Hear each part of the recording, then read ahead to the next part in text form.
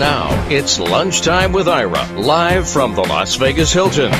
Here's this news conference I talked about where these two guys were there. In fact, you were the stars of the news conference, Brooks and Dunn, which is Kix and Ronnie. Now, Brooks and Dunn, yeah. It's pretty good. It's pretty good. Now, we should point out is that you two gentlemen are going to be headlining at the Las Vegas Hilton on a multi-year engagement, and the beginning part is in December during NFR. Yeah.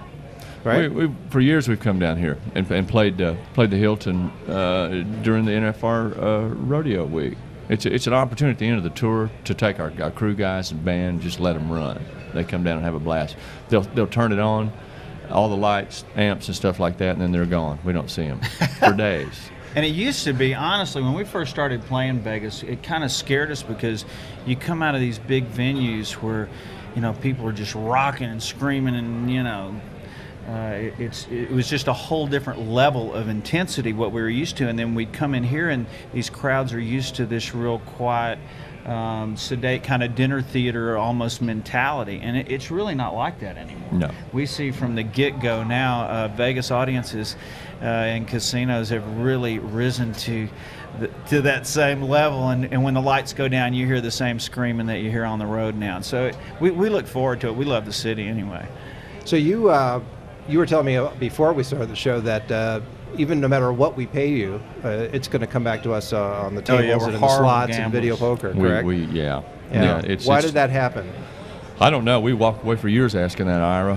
Why did it happen? It was just we've lost everything we've ever made here, I believe. Yeah, oh, wow. We don't care. We'll do it again. On behalf of the city of Las Vegas, I appreciate it. We're going to get you sooner or later.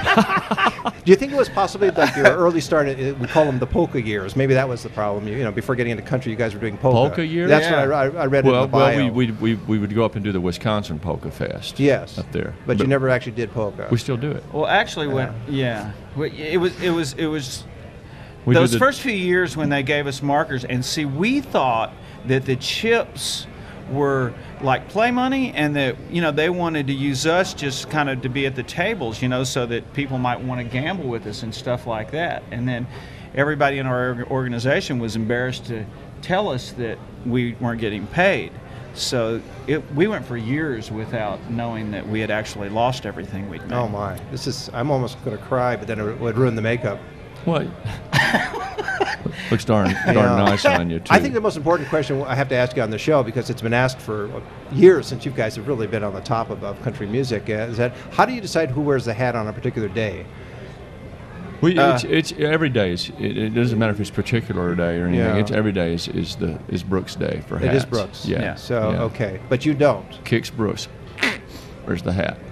And does he wear it because of some issue or bad hair? Yeah, because you have nice hair. Well, I have bad hair, but I'm not afraid. You're fine with it. You're fine with it. My father once described my hair as looking like a stump full of dead granddaddy spiders, so we just covered it up. So that's country. So you're going to be here performing at the Las Vegas Hilton, and in December 4th through 6th initially during NFR, and then you're going to come back several times to perform. Now you realize that theater there is the Elvis Theater. Absolutely. Oh, we've talked about it for years. It's still blue, which I guess was a big color for him for some reason. It's probably because of the song Blue Hawaii. You think? Yeah. That's it. Sure. I hope that's not changed. Have they? Ronnie's voice is audibly lower in this run. Audibly lower? Is that on stage or off stage? That's where the bar on is? stage. Something happens. Oh. Yeah. It's the Elvis syndrome. Is that what it is? Every now and then, if you look real closely, you'll see a leg or a lip twitch. Oh my. Yeah. So I got to ask you about country music in general. It has its interesting peaks and valleys, and it's you have new country, old country. I'm old country more than new country in the sense of Buck Owens and Porter Wagner and all those guys. But sure. Where do you fit in all of that? Do you just see yourself smack dab in the middle of country music? I don't know. We're always analyzing that. When we first came along, we thought we were going to be restricted pretty much to Texas and Oklahoma, Louisiana, things like that. But that was because of the judges' ruling. Well, that's because we listened to those guys you talked about. Yeah. The traditional guys, Buck Owens and Porter, Merle Haggard, George Jones, people like that. You'll hear some of that in our music on occasion. We try to keep it varied, and try to keep up with some of the new stuff too, without selling out, too much.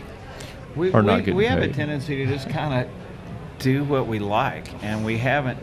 That's it I more don't than think anything. yet we have done anything that was very theme oriented in terms of a project. You know, we throw in some hardcore country stuff because we like it, and some of the stuff's pretty much on the rockin' side because we were influenced by all those guys growing up too. You know, that whole Clapton, cool, just guitar Eagles. playing era, Eagles, all that stuff. You know, I mean, heck, when we were into music, like I think most kids are.